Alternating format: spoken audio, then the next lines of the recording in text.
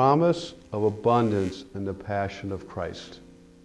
It's a powerful statement, because when you're reflecting and planning, abundance is a key word, and God is always giving us abundantly.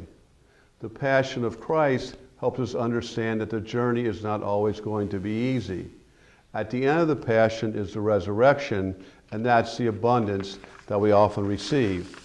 And so like today, I'd like to focus on 2 points: contemplative presence and contemplative planning. And that is a regenerative process. And there's 5 elements to the regenerative process. It's thinking from a regenerative model, which has 3 parts. 1 being having a clear vision. 2nd, it being sustainable. By sustainable, I mean that it has longevity, calls us forth, and keeps us moving forward. And resilient. When things happen that we do not see or have not planned for, this vision has the resiliency to keep carrying us forward.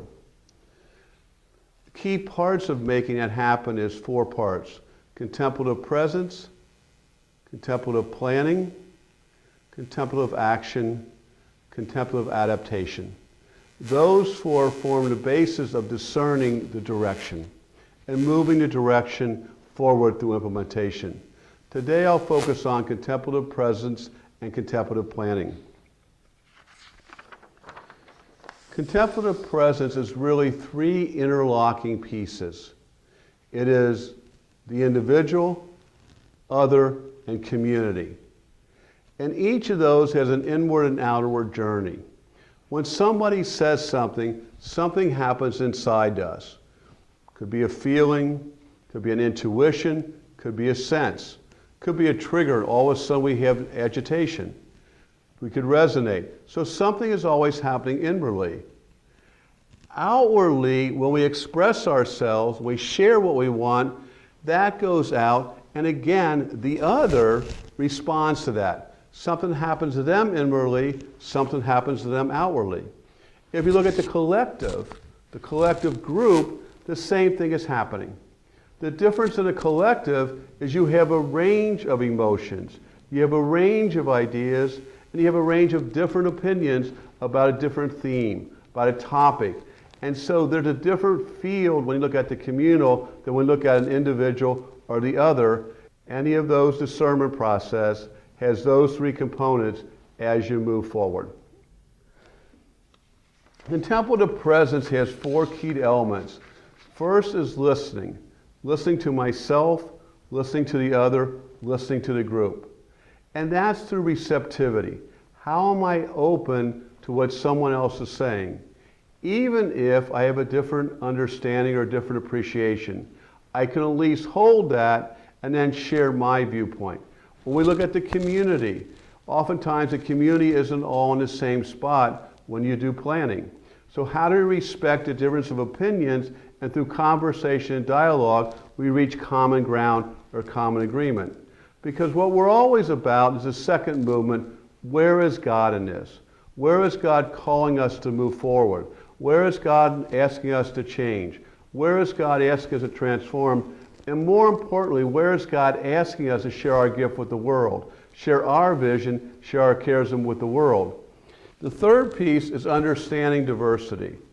We tend to believe and we tend not to value the power of conflict, the power of tension. The power of conflict and tension is like a car. Without oil, the car will vibrate and fall apart. It is the lubricant, that friction, that allows the car to move forward. Oftentimes it's a disagreement or differences that creates the energy and the breakthrough for us to find the vision that we desire and the vision that we hope for. So conflict is not good or bad, it just is. It's what we do with that. And so again, in presence, we're present to that conflict, which allows us to accept diversity, which allows us to see God in its many forms. And finally, how are we compassionate?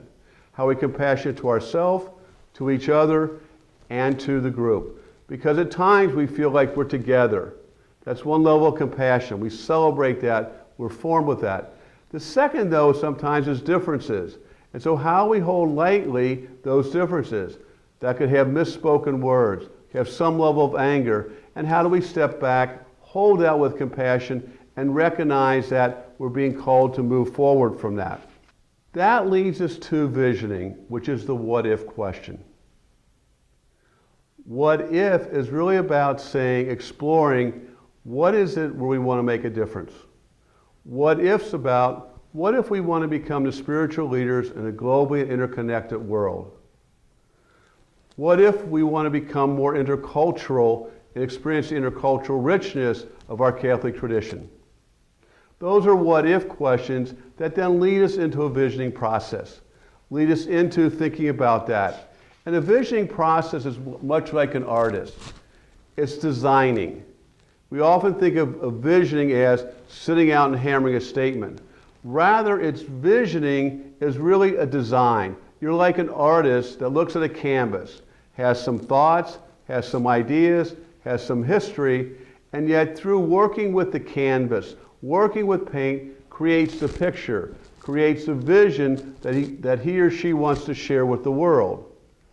And through that, that vision begins to unfold. Same way in your journey. You have a charism, the riches of that charism. How is that charism asked to be envisioned for these times and for a direction for these times? And that is a journey of visioning with an open canvas. If you look at the computer age, we often take for granted that the what if question was, how are we more connected? How can we have more information at our fingertips? How can we have a better quality of life? That drove the development of the computer. What was critical was they stepped back and said, okay, if we want all this, what do we need? So they looked at having a keyboard, took the keyboard from a typewriter, looked at having a screen, looked at a TV screen, wanted to have a small motor, looked at a photograph. If we look at those three pieces, we can put them together and have a computer.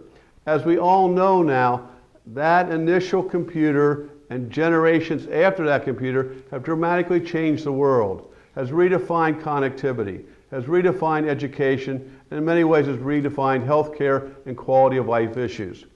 So that's why taking a what if question and then moving it into the visioning allows us to create the dream that we want.